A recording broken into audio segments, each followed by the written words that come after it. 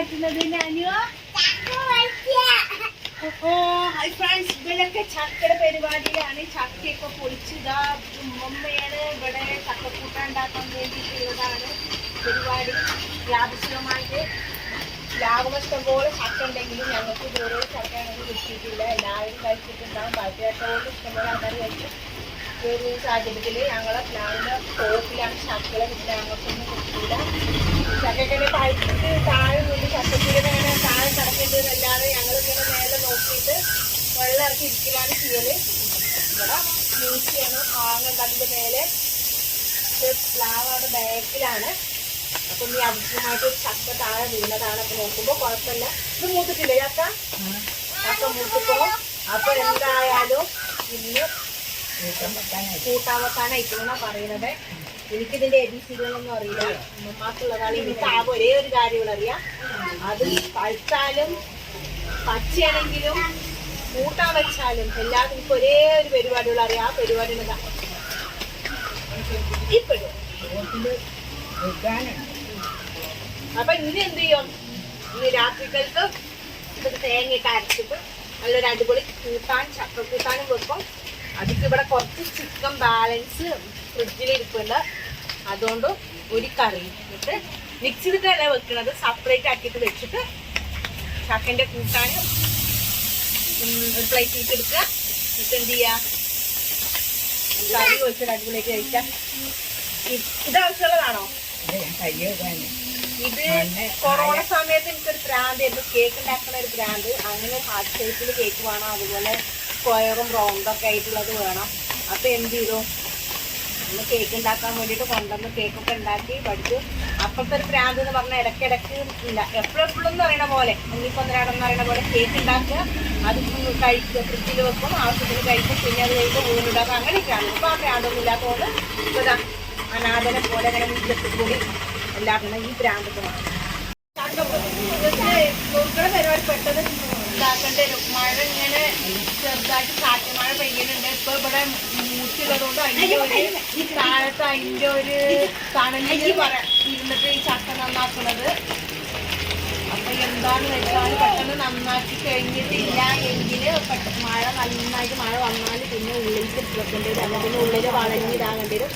ഇല്ലെങ്കിൽ ഞങ്ങളെ പുറത്ത് സെറ്റ് ചെയ്തിട്ടുള്ളത് ഞങ്ങളെ കിച്ചനാണത്. പുറത്താണ് സെറ്റ് ചെയ്തതാണത്. അത് ഉള്ളിൽ അടുപ്പില്ല. അതുകൊണ്ട് നമുക്ക് ഈ ചോറോ പറയാനെന്തെങ്കിലും നമുക്ക് പുറത്ത് വെക്കണമെങ്കിൽ അതിന് വേണ്ടിയിട്ട് ഞങ്ങളായിട്ടൊന്ന് അറേഞ്ച് ചെയ്തതാണത്. അല്ലെങ്കിൽ അങ്ങടെ അതിൻ്റെ അകത്തേക്ക് മാറ്റുമ്പോൾ ഒരു കക്കൂസാണ് പുറത്ത്. അതിനോട് ചേർത്തിട്ട് ഷീറ്റിട്ട് വെറുതെ ഞങ്ങളായിട്ട് തട്ടിക്കൂട്ടിയ ഞാനും ഉമ്മമ്മയൊക്കെ തട്ടിക്കൂട്ടിയിട്ട് ഉണ്ടാക്കിയ അടുപ്പാണത്. മണ്ണൊക്കെ ഇതാക്കിയിട്ട് ഒരു 5-6 വർഷമൊക്കെ ആയിട്ടുണ്ടാവും. അങ്ങനെ ഇതാക്കിയിട്ട് കൊല്ലം അങ്ങനെ ഷീറ്റ് മാറ്റേണ്ടിയിരുന്നു. ഇത് ഞാനും ഉമ്മയൊക്കെ കൂടിയിട്ട് ഈ ഒരു പരുവത്തിലാക്കി ഷീറ്റൊക്കെ മേഞ്ഞ് ഇങ്ങനെ എടുത്തതാണത്. അപ്പോൾ ഇനി എന്തായാലും ഞങ്ങൾ ചക്കക്കൂട്ടാനൊക്കെ ഉണ്ടാക്കി ചിക്കനെ കൊണ്ട് കറിയൊക്കെ വെച്ചിട്ട് അതുമായിട്ട് ഞങ്ങൾ വരാം. ബാക്കി നമുക്ക് അപ്പം പറയാം എങ്ങനെയുണ്ട്, അടിപൊളിയാണോ, ടേസ്റ്റ് ഉണ്ടോ, എങ്ങനെയുണ്ട് എന്നുള്ളത് അപ്പം ഞാൻ അറിയിക്കാം. നോക്കുമ്പോൾ ആ മഴ ചെറുതായിട്ട് ഇതായിട്ട് മഴയുടെ ശക്തിനെ കൂടിക്കൂടി വരുമ്പോൾ ഞങ്ങൾ മഴ നനയാണ്. ഇതാ വെള്ളമൊക്കെ മൊത്തത്തിൻ്റെ തളിയിലൊക്കെ മഴ നനഞ്ഞു. ഞങ്ങൾ എന്ത് ചെയ്തു? ഞങ്ങളെ പുറത്തത്തെ ഈ സെറ്റപ്പിലേക്ക് ഞങ്ങൾ വന്ന് അതിൻ്റെ ബാക്കി ഇവിടെ വെച്ചിട്ടാണ് ഇത് അത്രത്തോളം ഉണ്ടാക്കി. ഈ ചെറിയൊരു ഭാഗം കൂടി ഉള്ളൂ നന്നാക്കി എടുക്കാൻ.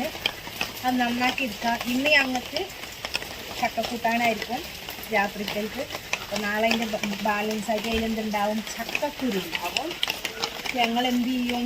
നാളെ ഞങ്ങൾ ഇതുകൊണ്ട് ചക്കക്കുരു, അതുപോലെ മാങ്ങ, മൂച്ചി മാങ്ങയാണിത്.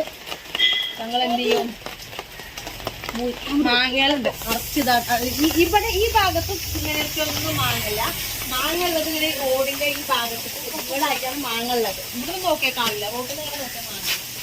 അതിന് മാങ്ങ എടുത്ത് കുരുമ്പാട് ചേർത്തിട്ട് ചക്കക്കുരു മാങ്ങയും ചേർത്തിട്ട് ഞങ്ങൾ അടിപൊളിയായിട്ട് കറിയും വെക്കും. അപ്പം എന്തായാലും ഇനി ചക്കക്കൂട്ടാൻ റെഡിയാകട്ടെ. എന്നിട്ട് ഞാൻ വരാം.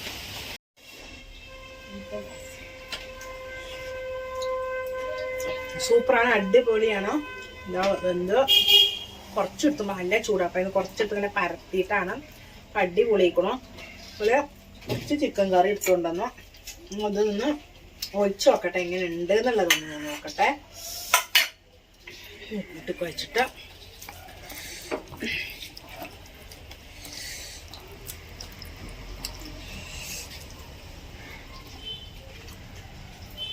അടിപൊളിയാണ്.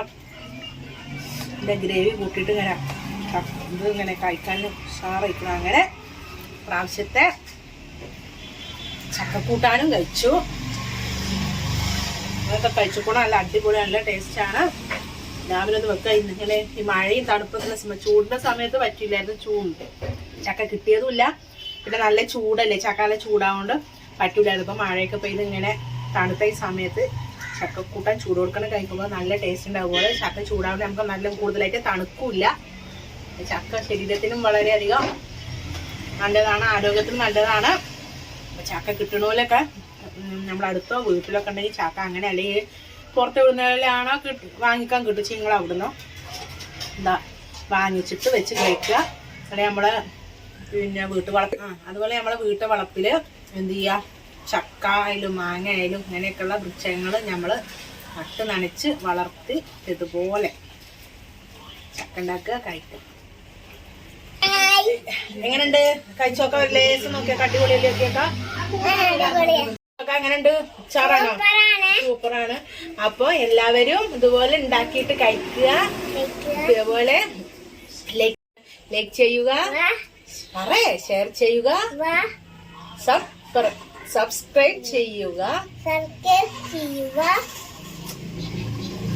പുതിയൊരു വീഡിയോയുമായി വരുന്നത് വരേക്കും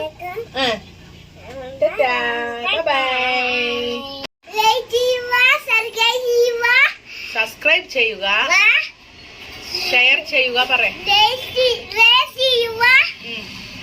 സബ്സ്ക്രൈബ് ചെയ്യുക, ഷെയർ ചെയ്യുക. Bye bye.